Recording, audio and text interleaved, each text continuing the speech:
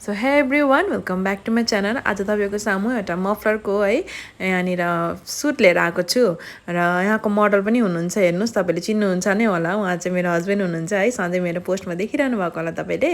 र आज चाहिँ मलाई यो मफलर बनाएर कम्प्लिट गरेको थिएँ है। र यो चाहिँ मेरो अर्डरको हो र मलाई चाहिँ यो लगाएर भिडियो बनाउनु चाहिँ एकदमै अल्छी लागिरहेको थियो, गरम बेसी भएर पनि होला।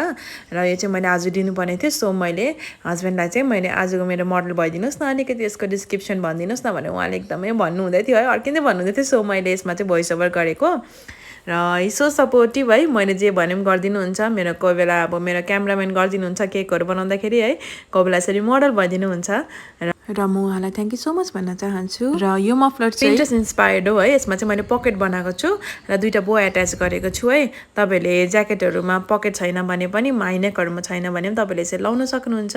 यो पकेटमा तपाईँको एसेन्सियलहरू क्यारी गर्न सक्नुहुन्छ। र तपाईँहरूलाई मन पर्यो भने डिएम गर्न सक्नुहुन्छ। Thank you so much for watching. लस्स फ्यापुला, जय प्रेम।